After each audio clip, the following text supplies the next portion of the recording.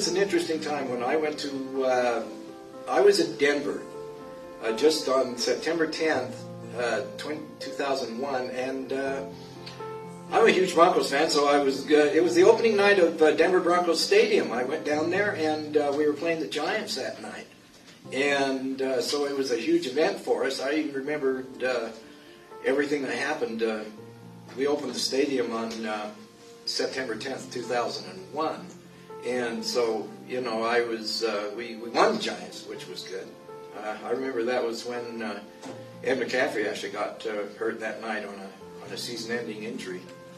And so I'm ready to leave the hotel on September 11th, early that morning, and go back to Salt Lake City.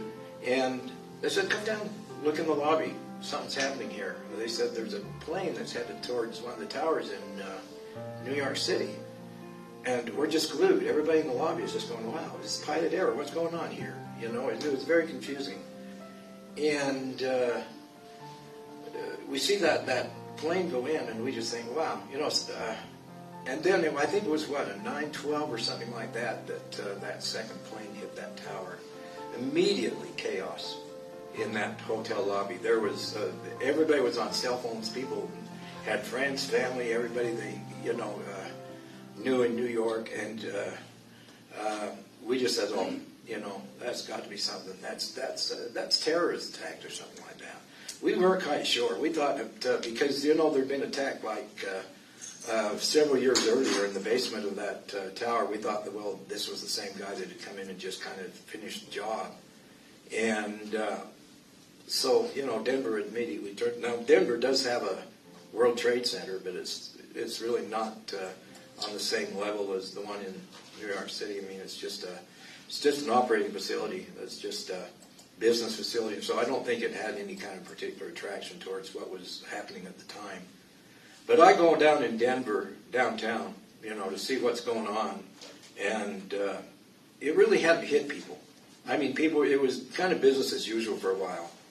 And then that night, they had frozen all the airplanes and all the flights out. I couldn't get home. So I was stuck a little bit longer, I think at least 2 or 3 days longer in Denver.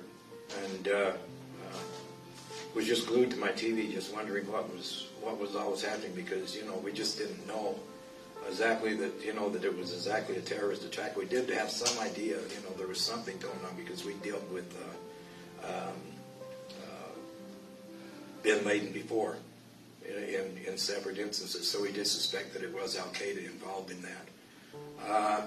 I've since been to Ground Zero at least twice.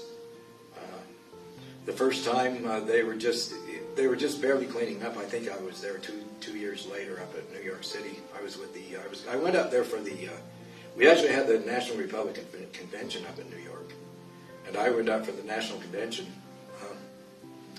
and got to see a little bit of Ground Zero. In fact, our headquarters was right across the street of the Marriott Hotel, and we could oversee what was going on there. We could see some of the workers and the things that were going on. Just very sad.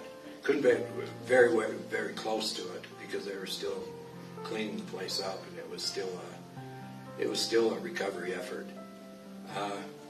And so what I did, and I left a little note on. I drew an American flag. They had a wall around there where people could leave different messages or whatever they wanted, about loved ones. And I drew an American flag and gave them, said whatever, and God bless America. And then I went back, I think a few years later, and I noticed they had blackened over the entire memorial wall with paint. And I felt very sad that they had taken everybody's sentiments and just basically just... But there was no way they could keep it anyway, because it was just a temporary wall, and they wanted to put that memorial up there. So, basically that's my experience with what I went through with 9/11. I really didn't have anybody I knew that was up there.